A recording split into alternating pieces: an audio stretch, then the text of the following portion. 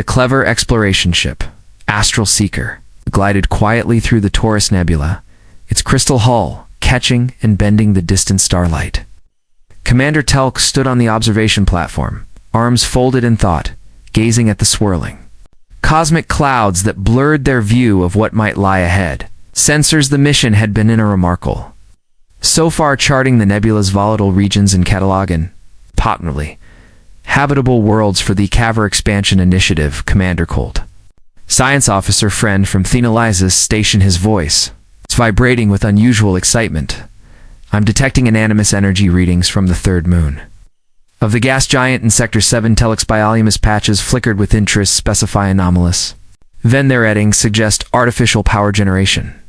But that's impossible. Then Stendrils twitched nervously. The moon is bombarded with lethal radiation from the gas.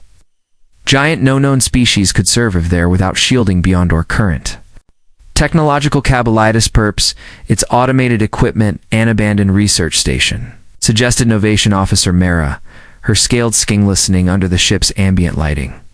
Telek considered the possibilities the Kelver Collective had encountered. 17 sapient species in the exploration of the galaxy. But Nana possessed technology advanced enough to establish a permanent presence on such an inhospitable world. Alter Korsheta decided, let's investigate, as the Astral Seeker approached the moon. The crew fell silent. Barren crater-marked surface appeared lifeless, exactly as their data had predicted, but as they established orbit.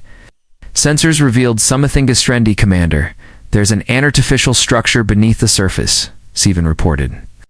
Mandibles clicking in dispel.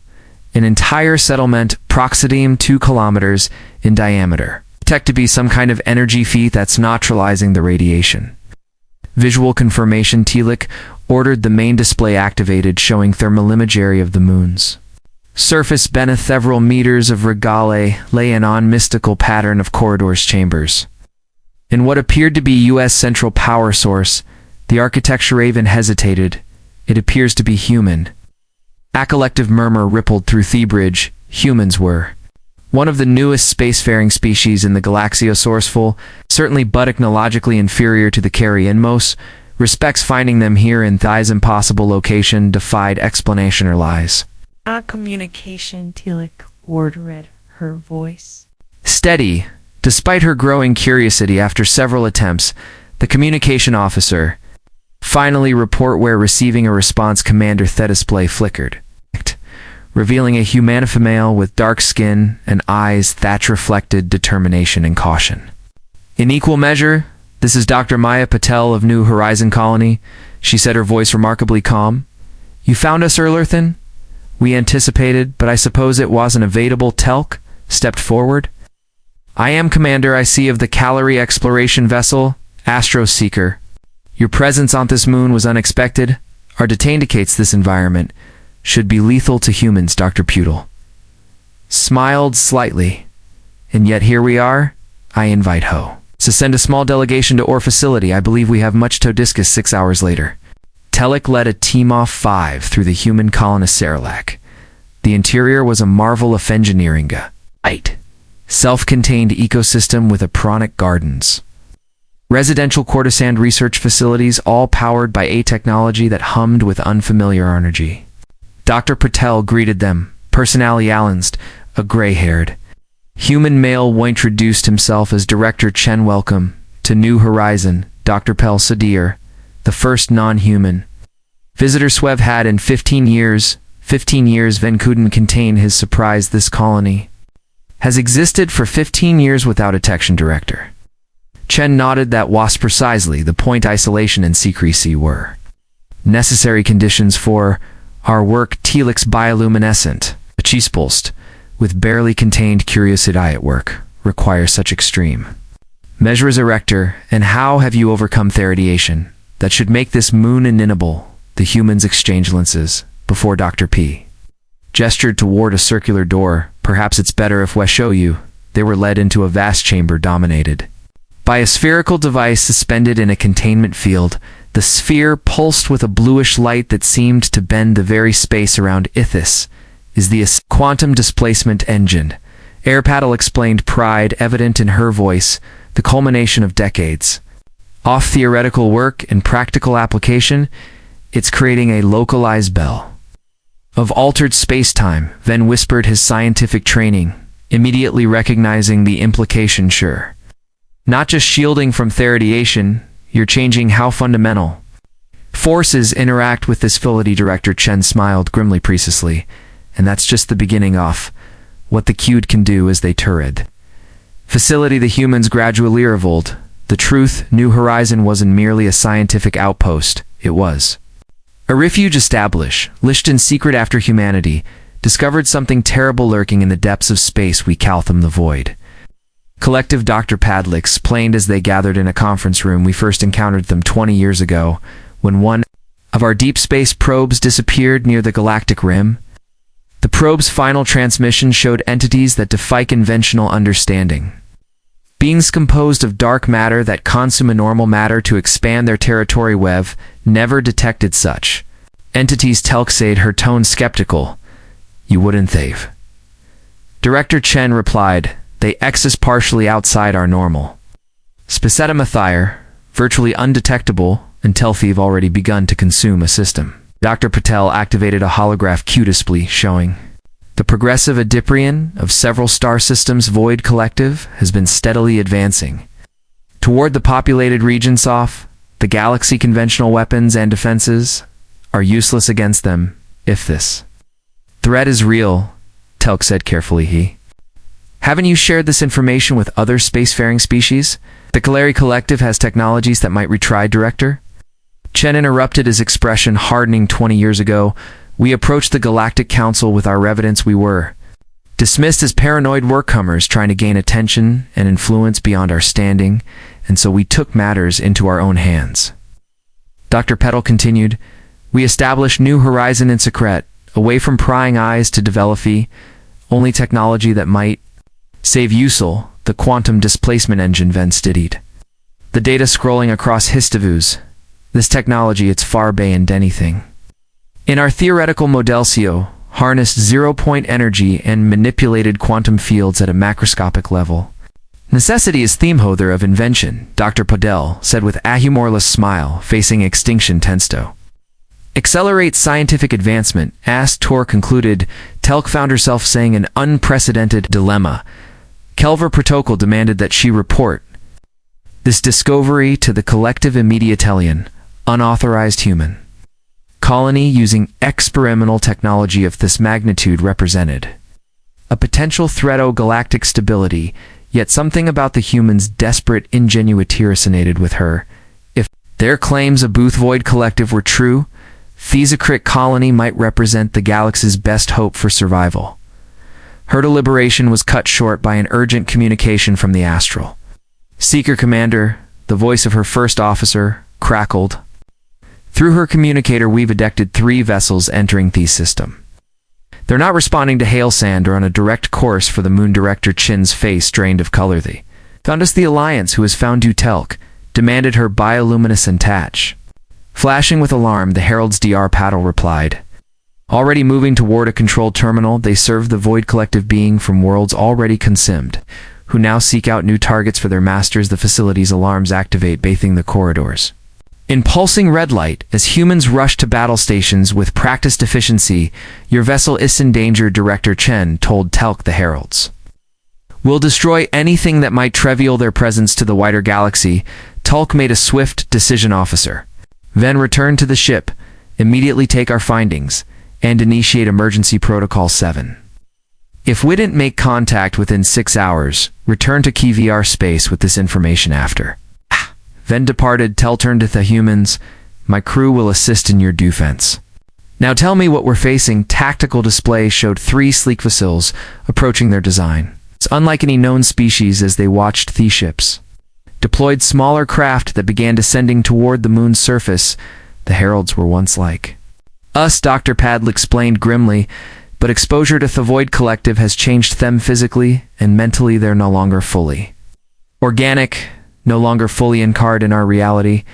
How do we fight them? Asked Mira, checking the charge on her particle disruptor. Conventional weapons can damage their vessels and equipment. Director Chen replied, But the heralds themselves are more difficulty. Phase in and out of our reality. At will, Dr. Pole led them to an armory, where human technicians were distributing weapons, sleek rifles that hummed with the same blue energy as the quantum displaced engine phase. Lock disruptors, she explained, handing one to Telk. They temporarily anchor the herald stow our reality, making them vulnerable the first impacts rocked the facility as the herald vessels began bombarding the moon's surface. The facility shields held, but the energy readings showed they wouldn't last indefinitely. They're trying to collapse here. Quantum bubble, Dr. Paddle said when they did deploy the counter measures. Telk and her remaining crew followed Thay-humans to a launch bay where a dozen asterisk small drones waited, each containing what appeared to be a miniature version off-cued. These drones will disrupt their ship's navigation systems, Director Chen explained as technicians initiated the launch sequence. It won't stop them. Boutit might bias time. The drones shot outward through a narrow shaft, breaking through the moon's surface toward the herald vessels on the TX Identical Display. Watched as the drones reached their targets and detonated in bursts of blue energy. Two of the enemy ships spun out of control, their systems temporarily lightabled.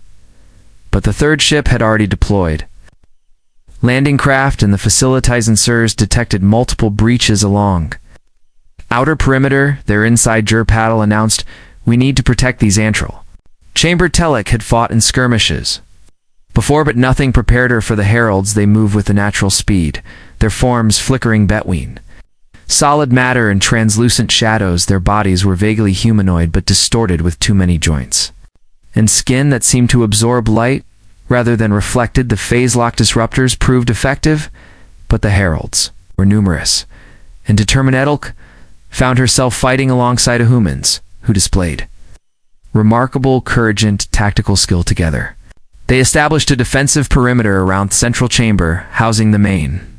During a momentary lull in the fighting, Darpel pulled Telek aside. "There's a mething you need to know, Commander. New Horizon isn't just a research facility, it's a prototype." "A prototype for what?" Alec asked, recharging her weapon for humanity.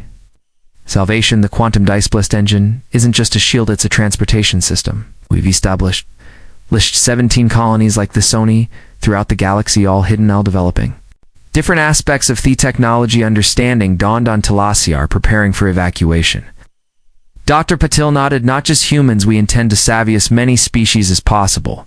The Qd can relocate entire planetary populations sensely across vast distances, but we need time to perfect the technology."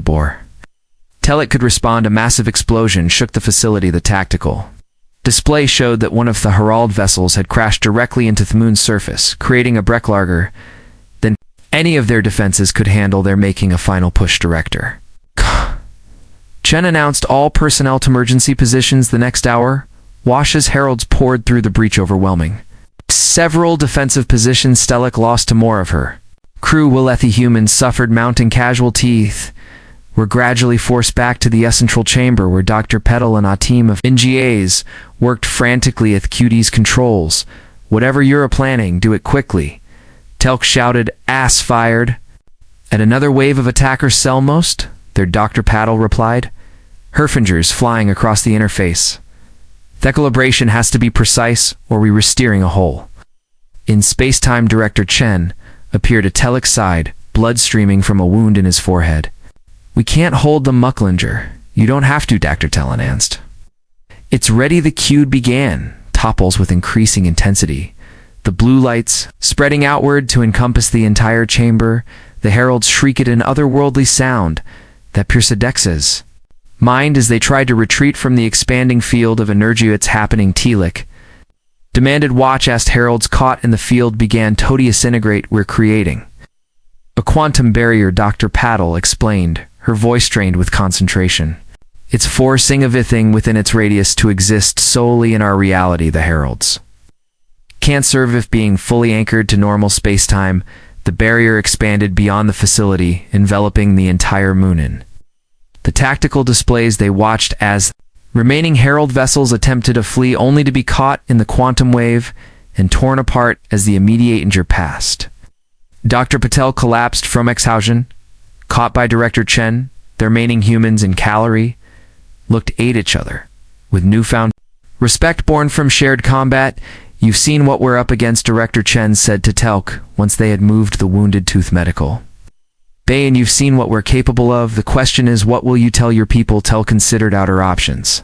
Kelver protocol was clear, but the galaxy's survival transcended any single species regulations. "I will tell them the truth," she finally said. "Humanity has developed technology that could save us all from a threat whenever new existed, and I will advocate for an alliance, one that combines Calaria sources with human innovation." Dr. Paulrick, hovering on a medical bed, smiled wakely.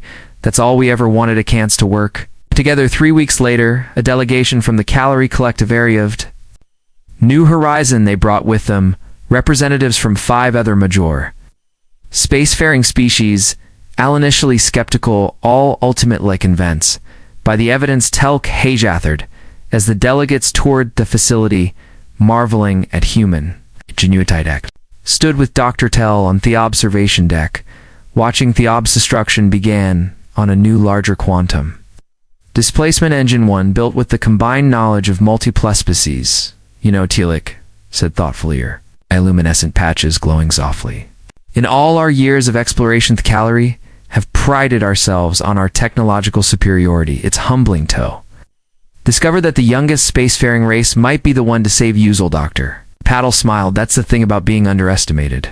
It gives youth freedom to attempt the impossible." Bellow, "Them humans and aliens worked Citibi side, preparing for a war that would it or mean the fate of all sentient life. Find the galaxy. The odds were overwhelming, the enemy nearly incomparables. But as Sick watched the unprecedented cooperation unfolding bore her, she felt something she hadn't experienced in many cycles. Sometimes, she reflected, the most important discoveries aren't new worlds or cosmic phenomena, but the hidden potential of species we thought we understood. The humans had proven that desperation and ingenuity could overcome seemingly insurmountable odds. Now, with combined resources and knowledge of multiple civilizations, perhaps the impossible might become possible. After all, the Void Collective was coming but thanks to a hidden human colony in the most unlikely of places. The galaxy would not face the darkness unprepared.